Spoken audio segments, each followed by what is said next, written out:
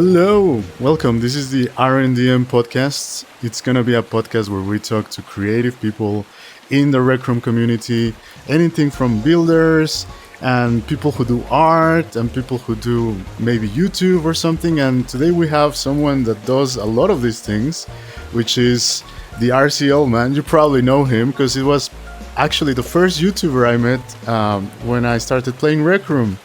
Because I looked up how do I do this thing, and then RCLman came to the rescue with a great tutorial, and that's but actually I'll try it sometime. yeah. And actually, before I let you introduce yourself, I want to say that I met you probably on the second week that I've ever played Rec Room, and I had no idea who you were. You just randomly joined an event on like the first room that I ever made. And he was super nice, and we chatted for, I don't know, maybe 5 minutes or something. And again, I had no idea who he was or anything. And he was super kind, and we friended each other and stuff.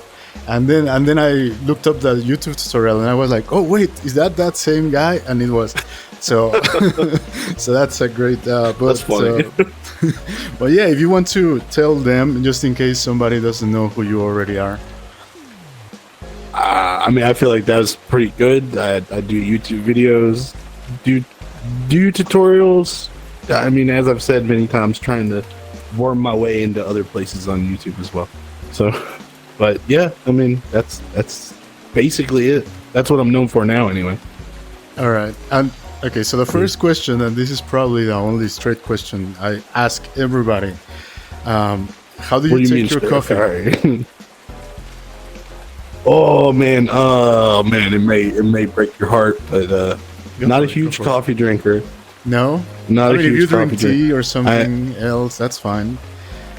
No, none of it. None of it. Caffeine and like soda. Like that's my main caffeine source. Although I will say, like when I was younger, I hated coffee. Not hated, yeah, hated. I don't know. I just vehemently was against coffee. And then as I've grown older, I see the appeal. And like if I'm gonna get a coffee, which is almost never, I'm gonna put cream and sugar and okay. So you're like the Oreo mega frappuccino, double cream, macchiato, soy latte. Yeah, all right. Basically, I don't know about the soy part. yeah. Okay. Yeah, exactly. I don't know, but coffee's just not something that I normally or tea. But I'm thinking I should start because I don't know. I'm older. Well, do you know that people actually develop the taste for bitter taste around when they're 27, 28 years old? So that's why before then, a lot of people don't really like coffee or bitter spirits, like say whiskey or things like that. Mm-hmm. Like it's something that you start to appreciate more once you're older, which is funny enough. But the reason once you need the caffeine. Oh, no, I don't think it's about the caffeine. See, for me, it's about the flavor. But the reason why I always ask people about coffee, and this hopefully will lead us into something else, is it tells a lot about someone, about their cultural, background, where they're from. Because I used to talk, and I talk here in Rec Room, and I'm sure you guys know a lot of people from different countries, or even from the same country. Like America is such a big country that someone from the East Coast, someone from the West Coast, Alaska, I don't know, from Texas, they all have different cultures, and different backgrounds, and the things that you do on the daily basis that are really, that driving thing that you do without thinking are so telling about someone. And coffee, I've always found, is one of those things. Because some people will tell you, I drink tea. Maybe they're from Eastern Europe or from Asia, where maybe tea is a bigger thing than coffee is. So I always try to ask about that. But since you don't drink coffee, maybe you can tell us a bit about yourself. What does that say about me? Well, no, that's fine. What do you think having no coffee says about me?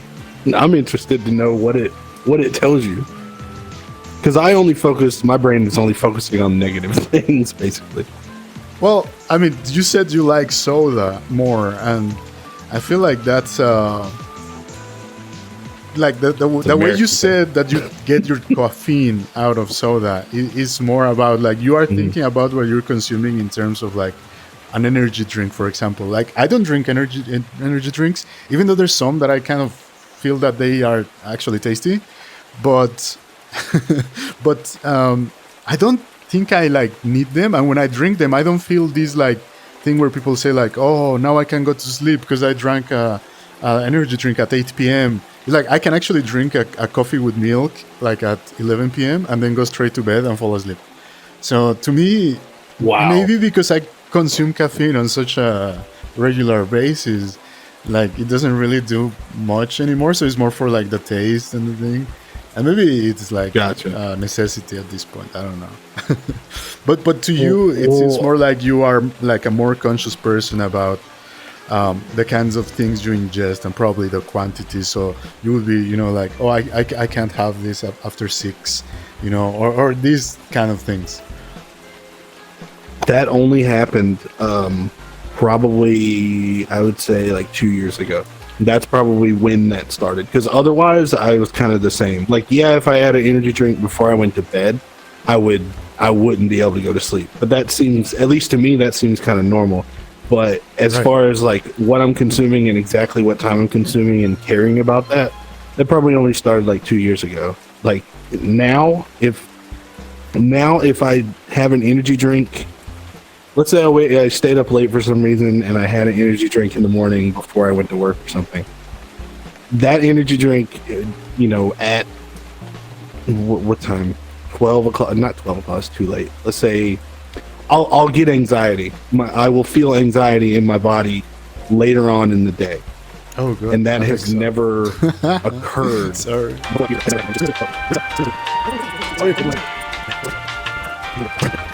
Sorry for the interruption. I didn't know Alexa was gonna happen. I don't even know what happened. I heard nothing. Oh, it was super loud for me. I had an alarm on my Alexa, and it just started going. Oh, okay. Yeah. But sorry for the interruption. Keep feeling. Oh, you're good. I get anxiety after certain things. Like it's like my body just goes into like, oh my gosh, I'm gonna die mode. But my brain is like, why? We're just sitting here watching TV. And it just it happens now, and it's specific things. If I eat spicy food, which sucks because I love spicy food, like I just tried some like ghost pepper Cheeto things, and I'm like, oh wow, I want to try this because I like spicy, but I'm gonna have anxiety later if I try this, or I don't even know what you call that. Like I guess that's just the label I've been using for it, and my girlfriend's helped me with that. But it's just like it's weird now with the caffeine and stuff. But normal soda doesn't really seem to do it. I love spicy food too, and I love like, well, it depends. For example, I love chilies because I feel like they have flavors, and someone who grows up eating spicy food since you're very, very little, you start to distinguish those flavors. Sometimes I feel like when I cook for someone and they're not used to spicy food, all the flavor hides behind the spiciness because they can't taste. Right, unless you're kind of used to them. But if you are, you start to take all the flavors in, and they all taste so different. But spices, in terms of like actual spices like paprika or thing like that, I feel like it's more the spicy and the color, but not as much flavor as a chili can give you. So I'm super into like different kinds of chilies and things like that. But I do agree that it's like that feeling of like your body thinks it's like gonna die. It's like it goes on this mode of like almost tachycardia. Look like I'm start sweating. I don't know what's going on. There's like the red Star Trek lights on the whole ship start blinking, and nobody knows what the problem is. Yeah. I don't know. It's a weird experience, and I don't like it. I've been told that what happens is when you're younger, you don't get it. And then when you're a little bit older, you do get it. And then when you get even older, it goes away. So we'll see. Yeah, I don't know about that. That's what I've been told. I've been eating spicy all my life. So I do like when like something makes me cry. Like when it goes to that point where like, oh my God, it's so spicy. And I just start crying. God. That's what happened with the ghost pepper stuff. It was like Yeah. my girlfriend got home from shopping, and I was in the middle of eating, and she's like, "What's wrong?" And I'm like, I'm eating these really spicy Cheetos." I'm so happy. I'm crying about now. Well, I wasn't happy. She was just like, "What's wrong?" And I'm like, "It's just hot, and I'm not going to continue to eat these." Yeah, but What's it's the hottest thing you've ever eaten? Oh, the hottest thing I've ever eaten. Probably, I think I did eat those Carolina Reapers. I have tried those. Okay, But actually, now, did it send you? Yeah, that was definitely hard. But I think actually even hotter than that is, and there's like, okay, this is specific because I don't know there's the different kinds, but there's a chili called tree chili. I don't know. It grows on trees instead of like a bush, Okay. or you know. Uh-huh. But those ones, and it's opposite. We used to do that back in like high school and college when we had like foreign students coming in, for exchange. Oh, you would just give it to them?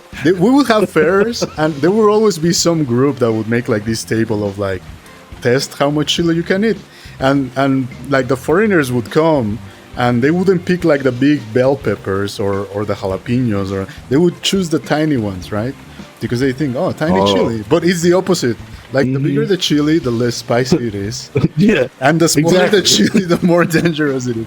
So they would choose the tiny one, and then they would just like start. just die. Yeah. So that was funny. And That these ones seems are like kind of a- that. Something you wouldn't expect. I would expect it to be bigger equals more.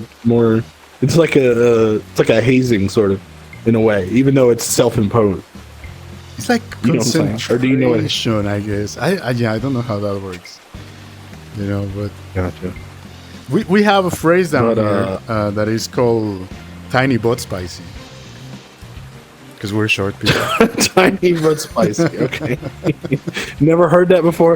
It sounds like you're talking about some Latina Whatever, chick. anything. That's- Yeah. that's- It applies for a lot of things. Yeah.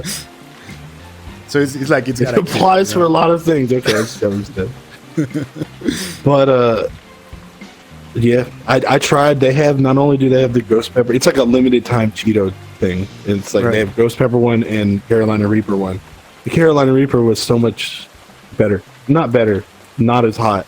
Like I was able to eat it, not really with any problem. So, But I the don't other know. one feels a bit more like chemical to me. That's also one of the things I don't like about.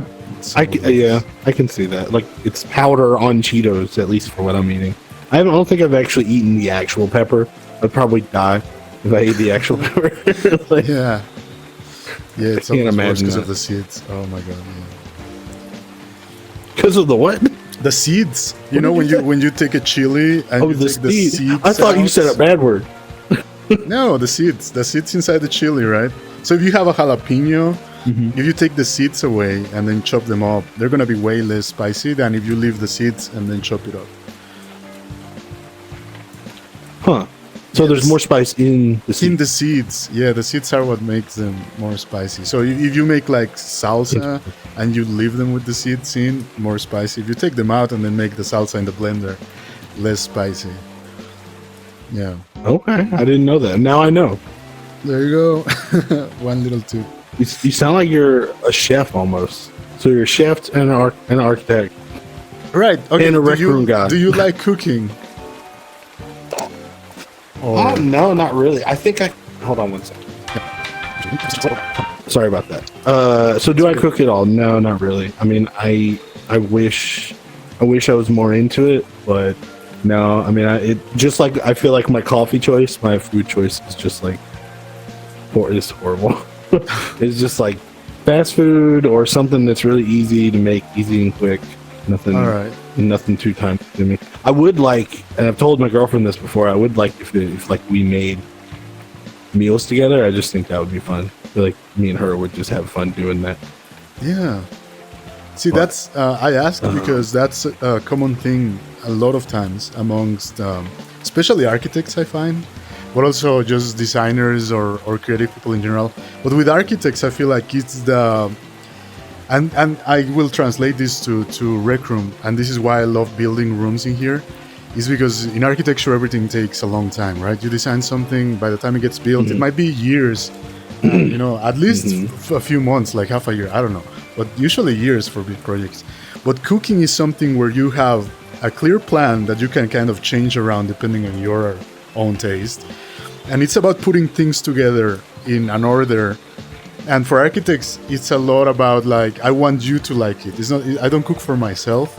We like to cook for others, because it's that creative thing of putting something together and then giving it to someone, And I find that a lot of creative people like cooking just because of that. I think unconsciously or subconsciously. I don't know. Words. Like, what is the audience gonna think in a way? Like, what is their reaction to it? Yeah, and the fact of putting stuff together, also kind of like playing with Legos, almost that same satisfaction that you get of they have a VR game. It's Legos. I don't know if you've seen that. No, a VR game. Yeah, there's a VR game that has. I'm sorry, I just kind of interrupted. There's a VR game that has. It's like Legos, and you build with it. Oh, Legos. Okay, I thought you were talking about cooking, and my mind went to like there's one where you have to chop stuff. And, cooking. Yeah, no, I went cooking simulator or something. Yeah. I've seen that one. No, I haven't seen the Lego one. So, what are some? Have you ever hobbies? heard?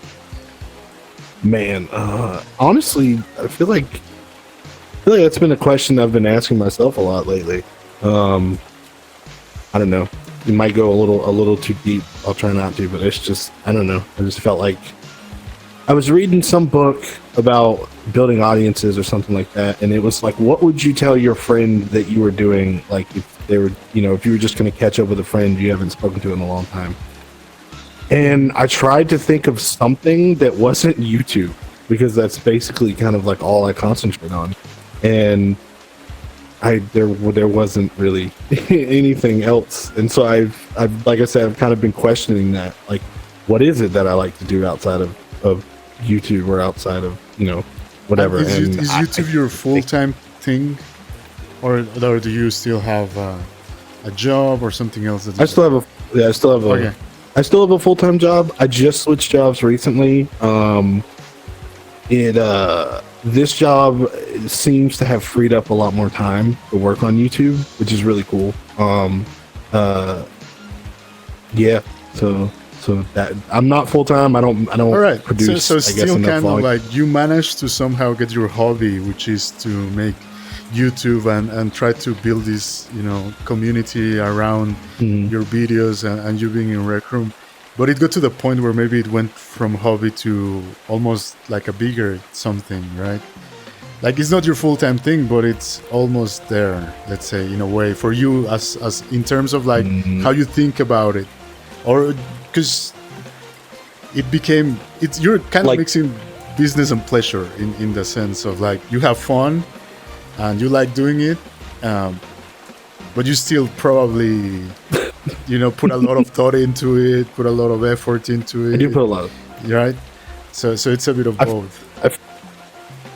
I feel like my focus in my head is more on the YouTube side, and even though circuits is what I ended up doing, it's more on like my main focus is how do I make a better video or how do I make a good video.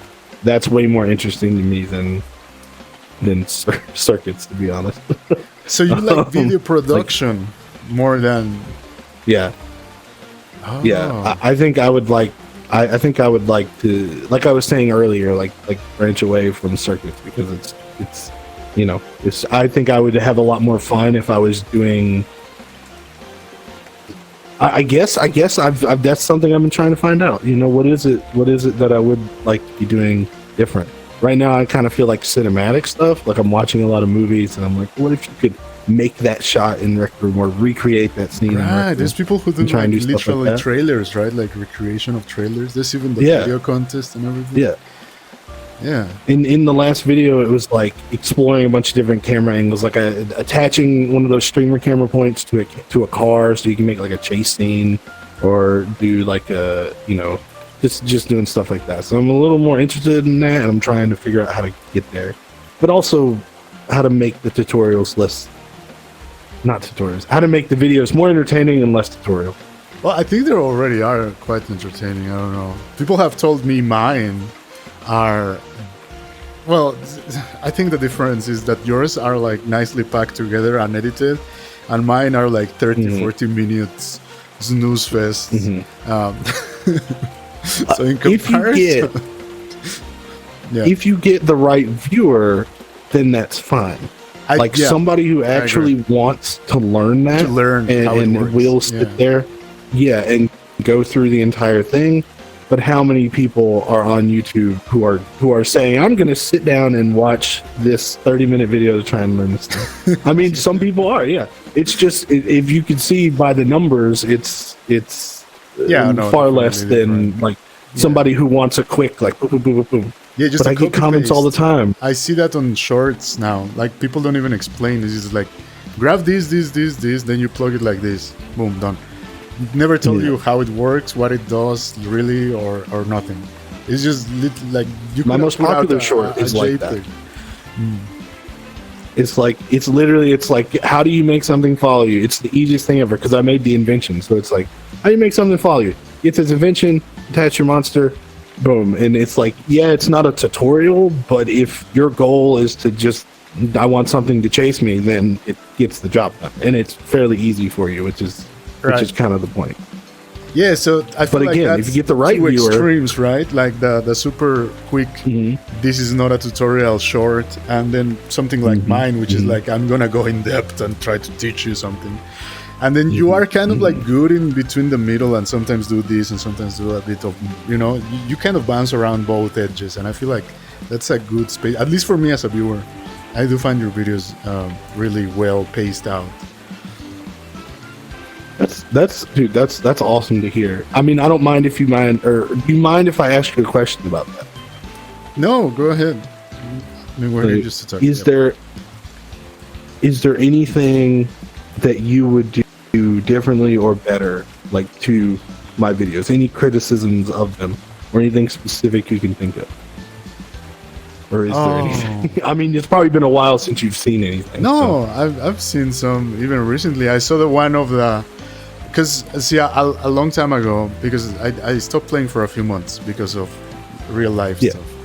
But I made like a PvP room where I made like a CV2 system that used RRO weapons. Like it was right before Showdown came out. That was the time. Like I made it that weekend before because we thought that we could use the Showdown weapons and use those. They didn't work for the Showdown weapons. But I made it, so we ended up using paint guns and other stuff.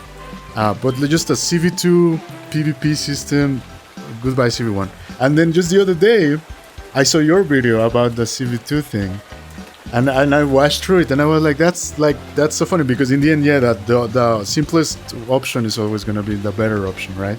And yours was like really straightforward, really good, really working for most case scenarios. That's perfect. You have the basis, and if you want to add on to it, you can add more layers. Kind of like a lasagna video, right? I want to. I just want to say, like, that video. Because I wanted to make a longer video explaining the story of how I learned that. Because what I did was I went into the PvP template, Yeah, I remember. And I tried to like. You were there. Backward. You showed it. Yeah. Did I show it? Okay. Yeah, you reenacted going to the showdown like a temple room, and you were like opening it, and you were like, so then I just decided to just do something else. Did I do that in the video? Something like that. Remember. Did I do that? I can't remember. Even I remember. Okay. Anyway, I saw that. Anyway, I think they're great. I mean, from my side, if you wanted like some sort of criticism, which I think is probably not the best. It's just that using the maker room. I think it's good in the sense that it's super recognizable for most people that have played Rec Room, right? Like this is the maker room. Everybody knows it. Everybody knows how it looks. But I feel like maybe that was fine like a couple of years ago or before. I don't know. I feel like we're at that point, and the game has changed so much. I mean, look at this environment we're on today. I know. So I feel like man. a lot of people, especially younger people and everything, that maybe don't have the same amount of tools as somebody else who's been doing it for a long time or has more means. They do their tutorials also in the maker room. So I feel like it's already like you should. Or again, this is just my criticism. I don't think you should listen to me. Yeah, no, go ahead. But you should make something like yours at this point. Have your workshop, have like that. I don't know if you remember. Oh God, what's the name of that show? Like Big Man's World. No. Well, like this science show that was on TV, and the guy had like his lab, right? And so they had like different corners. Kind of like you have. Or had. I don't know if you're my still tool doing time it, room is a little ugly example of that. Yeah, I would say.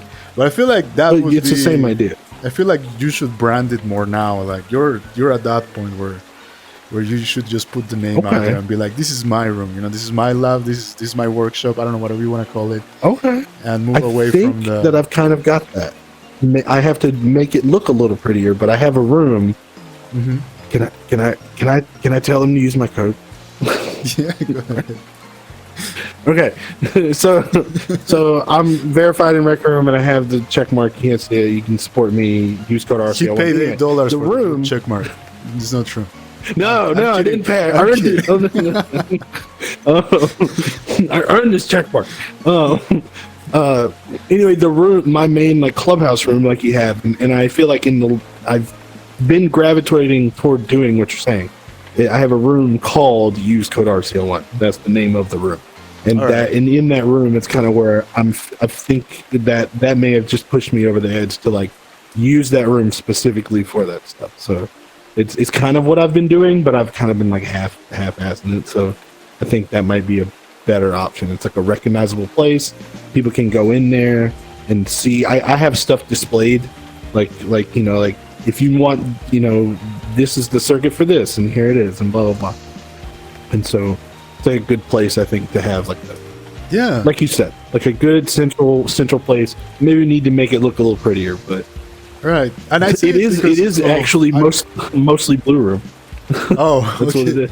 Well, but as long as it's yours, mostly, and you put your own personality behind something, I feel like that says a lot, especially with design. But I say it as a watcher, and as I put myself in the shoes of that younger me when I was a kid, and I would watch a show like Big Man, right?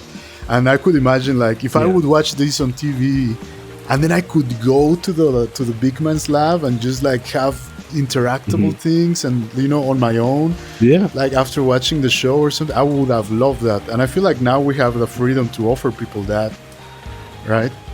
And so it just adds so much more to the user experience. That I mean, I put myself in a kid's shoes because I would love that. I would love that even now. I mean, I don't know. Dude, I never thought of it like that, but that's a really good idea, and that's really like what is it, Beckman? What did you call it? Beekman. I will send you a YouTube video of him. Yeah. It was like a 90s, early 2000s thing, I guess. That's just like so amazing to like think about it like that. To think about, hey, I mean that's the way that I have it set up though. It's like, hey, I made this Ender Pearl. Here's a tutorial on how to use it. Go to the room and you can just play with it. I didn't think about that, but that's a whole nother angle that I could like exploit. Exploit sounds bad, but you know what I mean. Exploit. Yeah. Explore, maybe. Explore the angle.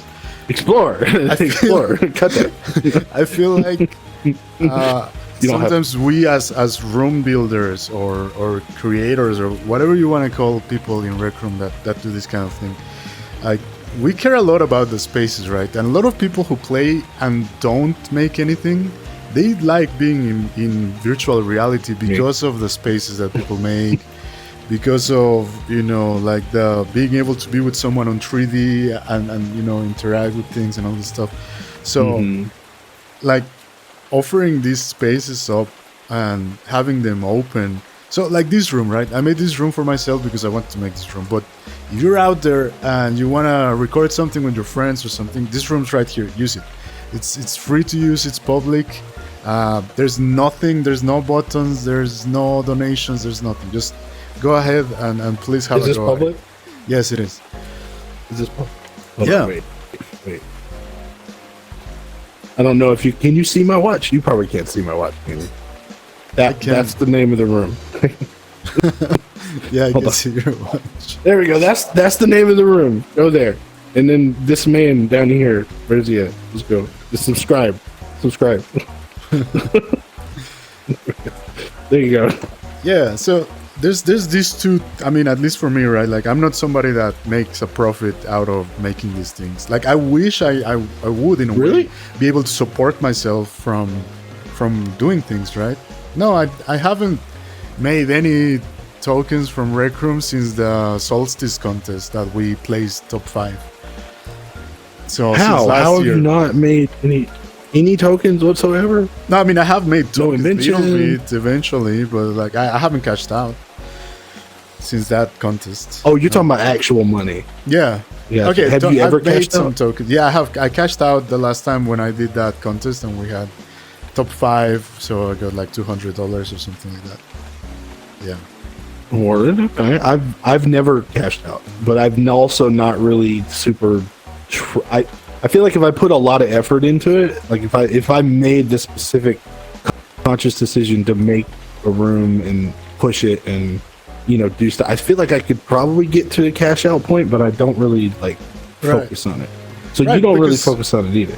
Not that much, because I feel like a lot of people here, and maybe this is just me, and sometimes I feel like I'm in the wrong on these things, because I feel like there's two things. Like, some things I just make out of passion. I make them for myself, right? Like the other day I posted this anime room that is a scene from my favorite anime, and it's just like a special moment in for me. Like, I The robot? remember that thing, and me making it and seeing it in 3D, like being able to walk around from like this really old cartoon anime, whatever.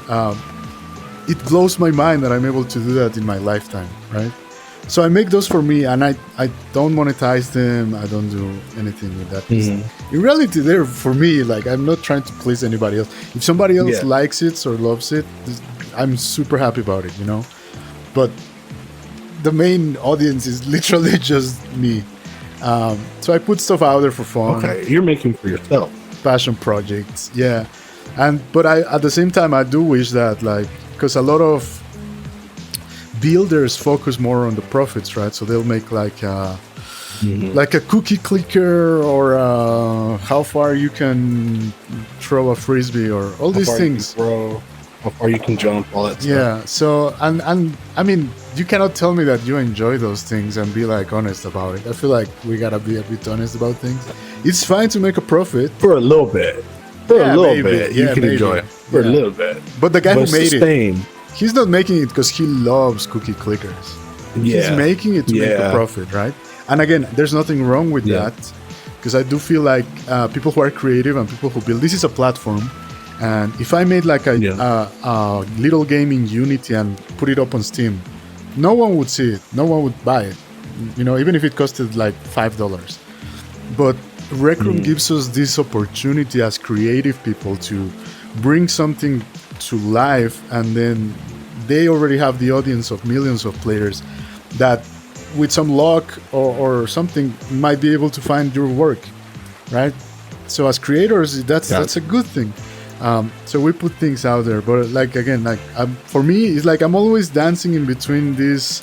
Like, I do wish I could do this for a living, but I also don't like cash grabs, or it's fine if people do them. I just don't want to do them myself. So I agree. I don't. You go into a game, you're like, oh, this game looks cool. Looks like somebody put a lot of work into it. Looks really good, and like you want to support them, but at the same time, it's like, here's this microtransaction and this one and this one and this one and this one, and you're like, I just don't. No, just I just don't want to buy microtransactions, and I understand. I don't know. I get what you're saying though. You don't want to be kind of scammy about it, kind of like feel like the product, which is that threshold where, like, some things can be paid, and I agree with that, as long as you don't start to feel like you are the product. And sometimes it happens to me the opposite way. Like I will go into a room and have a lot of fun in there, and then I'm like surprised of like this is like completely free, and I go look for like a donation button, you know. Yeah, that's right. So it's like if you put it, I can see it. Like if you make an experience and you put it at the end, that seems like reasonable. When you pop in and it's like the first thing in your face, you're like, "What?" Yeah, like, giant subscribe. Then again, if you want jumps or like, things like that, yeah, jumps and bonus and all that stuff. like I feel like if you go into a game and you can play the game for the most part, and then there's like an extra, right, that you can maybe pay for. Yeah, completely fine with me. I enjoy those games too. But when I have to like initially pay for like the simplest thing, then it's like, I mean, I don't even know because I don't know if I will like this or not, you know? Yeah. Yeah, definitely. And that's also the platform itself, like making the users basically, they create the demand, you know, then the people make the thing, but then the users, the community themselves will be like supporting or disagreeing, or, you know, that's why some rooms I feel like go more popular than others. Are you familiar with RCE, the YouTuber? RCE? No, I do not believe so. Okay. He it's just a weird question. I don't know how to explain it. He basically can I cuss on here? Yeah, go ahead. Okay. He basically he's an engineer, and he basically shits on architects the whole time of his videos. Oh yeah, and like that's fine. We do the same. Do you know that guy? No. I do know the guy, but I know the architect-engineer relationship is universal. It's a dynamic. Yeah, that's funny. Could you explain what that means or no? like what? Like, all right. Why is there a tension there to begin with? So let's say you want to build a workshop, right? That's the project. You want a workshop. You come to an architect. I will talk to you. I will understand maybe what you like, what you don't like, which styles you like, which colors you like. You know, give you some examples of pictures, have meetings with you, talk about it, right? Okay. You go to the engineer, he'll be like, all right, so we need 4 walls and a roof. And do you need a window? Yes, you need a window. Okay, a window, there it is. You know, it is, they think in a way that is functional and only functional. Okay. And we have to be, and I think like that's the thing that they sometimes don't get, is like we are not being like, oh, you have to do it like this nice curvy way. Just because we want it to be a nice curvy way. It's because the architect is the intermediary between the client and the engineer sometimes. Because we design the thing, but then even if we can design the structure, we still have to go to like an engineer to sign off on like, this is not going to fall down, right? We literally need a signature. Gotcha. So we're that in between of like interpreter of, I don't know anything about like mechanics, engineering, all this, how is it not going to fall down? And I only know math and forests and all this stuff. So we're literally translating back and forth, right? Okay. So it's between the, I don't know how to explain. It sounds like what you're saying is you're kind of dealing more with the creative. How do I interpret what the customer is saying and give them what they want? And they're doing more of the like calculation, math. Will this work? Is this possible? This is what we can actually accomplish. And you have to be kind of the middleman between them to like say, this is the compromise we can end up with. Still get you kind of what you want, but it follows like the laws of reality, I guess I want to say. Laws of reality, yeah, exactly. Or regulations also and stuff like that. Exactly. Okay. That's pretty much it. So you are the in-between man in a lot of things, and you have to speak a lot of languages. I have to speak engineer, I have to speak marketing. We have to also speak a bit of law, because codes and regulations. We have to speak also design and graphic design. You know, we have people to do renders. it's a multi-hat kind of like, and that's the point. Architecture is about knowing a lot, or more like knowing a little bit about a lot of things, instead of an engineer might be like 100% into one thing. Yeah. I'm listening to what you're saying. I'm sorry. I'm just yeah. That's fine. The So the engineer the person I was waiting on is on. Okay. Oh wow, it's been that long. Yeah. That's interesting. I felt like it that's was fine. Let's we could. Well, that's good though. That's a good thing. Yeah, that's awesome. It's a good conversation. So, but anyway, I'm sorry. Finish what you were saying. So yeah, we're like the multi-hat person because we know a lot of things and maybe a little bit about some of them. You know, like I know some engineering, but I'm not like a full-on structural engineer, right? I know enough, Gotcha. but I don't know. And that happens with architects. Is like we're not specialized on like the one thing. We need to, and I always go back to like cooking in that sense that we're kind of like the chef, and then we need to be like keeping track of all these other things that are happening simultaneously and kind of choreograph it all, you know, like a orchestra director or something. I don't know. I think I'm just throwing flowers on architects, but is that what it is? Okay. Hey, no, I mean, you know, it makes sense what you're saying. So that makes sense. I mean, I just wanted to know because, like I said, I watched that YouTuber. I like his content, but he's an engineer, and he's constantly like, like he made, you know, City Skylines. You've probably seen this guy. Yeah. He made a giant thing where all the sewer water goes, and then he put a little island in the middle of the sewer, like, and he was like, "That's Architect Island." Oh god! I was just like, wow. He's like, I mean, I know it's like it's all in good fun. Like, I'm sure he's not like, you know, actually, but at the same time, like, there's probably a real difficulty. There's a truth to the comedy. Yeah. There's always a little rivalry, I believe. But yeah, like you said, it's single fun. It's single fun.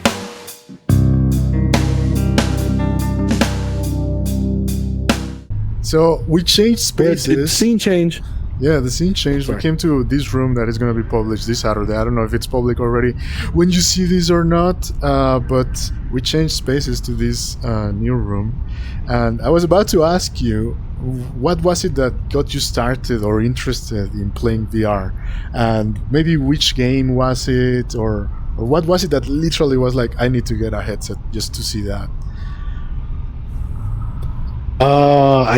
It wasn't. So it wasn't. There's two different. Okay, so number one, the headset was a birthday present from my girlfriend. She gave me a PSVR, and then most, you know, just like most people, I wanted to play something that was free in VR and found Rec Room, and then I liked doing the circuits, and that's just kind of how that happened. What was the original question? Just what got me into VR? Yeah. Okay, so you started because of a present, and what kept you going was the building aspect of it, the creation of and the circuits in the programming and all that. So as I said earlier, before I got the VR headset, like 5 years before that, I mean, I had been making YouTube videos for it's got to be close to 10 years now. So you and were none of them gaming stuff or other kind of videos? Yeah. Gaming. It was all gaming. I wanted to do, you know, classic Let's Play type stuff, which I still want to do. I still really want to do that. But yeah, I did that for a very, very long time, and nothing really ever stuck until I played a little bit of Rec Room. As I said before, people are probably, if they're watching and they've known me, they've probably heard the story before. Played it. First experience wasn't really that great. I think I stopped, or I didn't try again until like 2 months later, something like that. Came back in, found circuits, you know, liked doing that. And did you have any programming experience before, or any interest in that sort of thing? Very, very little. Like I had learned like the very beginnings of Python, the very beginnings of HTML, All right, so you knew like integers and floats and bools. Yeah. All right. Yeah. I knew like some of yeah. But other than that, I mean, it's all just kind of been. I think I don't even know what it was. I just went in. I remember I was trying to make this game called Circles, and it's like a Netflix movie that came out a long time ago. And I still have never made it. I would like to make it at some point, but I don't even know how you'd implement it. It's kind of like Among Us in a way, but it's like there's a room full of people, and you all have to vote to eliminate one person every like minute or so, and then the last person standing wins. I never finished it, or I started doing it in CV1, and then that's just kind of left. What happened? I mean, go ahead. No, please. I don't know how far away from the subject I want to go, but basically I was playing Rec Room, just kind of randomly kind of doing the same kind of let's play in a way of but I was streaming it. And one stream, some kid in the rec center, I don't know who it was, showed me how to do some sort of glitch. And then I left that stream up, and I changed the title to like how to do the glitch or something. And everybody went to that one part, so then I edited it down I cut out the rest of the stream and only left in that part that was there. That one started getting views, and I was like, okay, so people want to know how to do XYZ in Rec Room, and then that's just kind of what's happened. That's just how to do. Started out as kind of an accident, and then I was like, well, this seems to be working. Let's go further down the rabbit hole. Let's mess with settings, how to put flying, how to do whatever. Let's go further, how to make something chase you. People want a monster, you know what I mean? So it just kind of snowballed from there, I guess you could say. It does make sense. Like, you were already trying to find kind of your niche and enjoying the video making part of it, and then just kind of the content became more of like an audience, like almost request, right, from you to keep doing that thing, and you just kept going with it. Keep it. Thank you guys for sticking with us, because this was probably a long podcast, but I mean, I thank you so much for being here, for taking time out of your day and having a chat and having a laugh, and I hope you enjoyed it, and I hope you guys enjoy it, and yeah, I feel like it's one of the best ones I've been on, so so just because I feel like the conversation flowed pretty easy. That's cool. All right, I'll catch you guys next time. Ciao. Bye. Subscribe.